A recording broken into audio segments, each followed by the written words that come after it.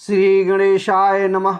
वक्रतुंड महाकाय सूर्यकोटि समप्रभा निर्विघ्नं कुरु मे देव सर्वकार्येषु सर्वदा।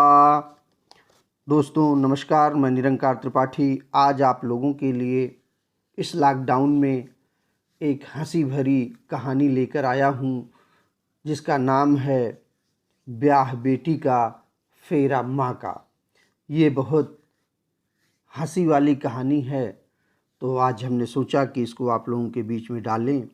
और अगर आप लोगों ने अभी तक हमारे चैनल को सब्सक्राइब नहीं किए हैं तो आपसे निवेदन है कि चैनल को सब्सक्राइब करके बेल आइकन की घंटी को ज़रूर दबा लें, जिससे हमारा वीडियो आप तक पहुंचता रहे और आप हमारे वीडियो का आनंद लेते रहें। तो चलते हैं कहानी की तरफ। दो जवान लड़के थे, एक ब्राह्मण और एक जाट था। आपस में वो दोनों मित्र थे। दोनों का पास पास ही में घर था। एक दिन की बात है कि दोनों दोस्त लगभग 10 कोस दूर एक बाजार में कस्बे में मेला देखने गए। लौटकर आते वक्त रास्ते में उनके ऊँट की नकेल टूट जाती है। जाट ने सहज भाव से ब्राह्मण से उनकी जनेऊ की तरफ इशारा करते हुए कहता है, यार तुम्हारे गले में जो यह रस्सी का टुकड़ा पड़ा है इसे ज़रा मुझे दे दो, ताकि इस टूटी हुई नकेल को जोड़ लूँ और हम लोग आराम से घर पहुँच चलें। ब्राह्मण लड़का जो है गुस्से में बोलता है, मालूम होता है कि तुम निपट गंवार हो। तो लड़का कहता है, क्या जनेऊ भी कभी इस तरह के काम में आती है? यह तो बहुत पवित्र धागे से बनी है। हवन और मंत्रों के बीच इसे किया जाता है। इसे धारण करने के बाद मनुष्य को ओम पवित्रों का मंत्र का जाप करना पड़ता है।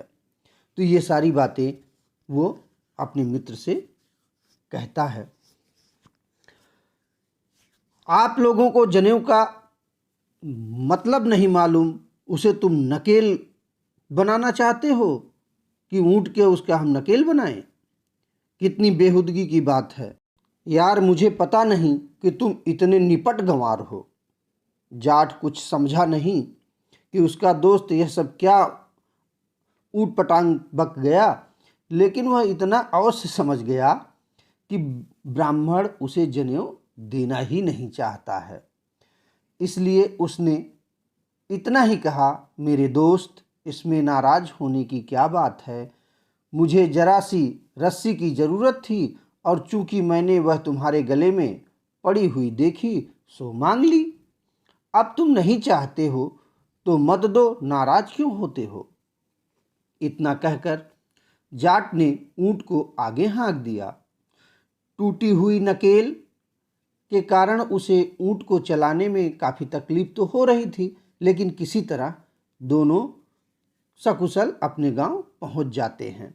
घर जाकर जाट के लड़के ने अपने पिता से कहा, बाबा यह ब्राह्मण का लड़का जो अपना पड़ोसी है और मेरा दोस्त भी कहलाता है, बिल्कुल ही अच्छा आदमी नहीं है।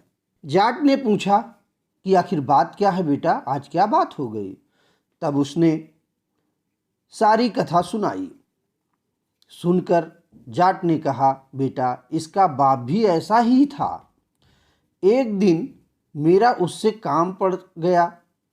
ये लोग किसी के काम आने वाले आदमी नहीं हैं। यही क्यों ब्राह्मण कभी किसी के काम नहीं आता है। जाट ने बोला, ये लोग तो किसी का काम बिगाड़ भले ही दें लेकिन बनाएंगे नहीं। बेटे ने पूछा, आपका क्या काम पड़ा था पापा? पिता ने बताया, तुम्हारी बहन का विवाह था, बारात आई हुई थी, सारे रिश्तेदार आ चुके थे कि एकाएक तुम्हारी बहन को जोरों का बुखार आ गया।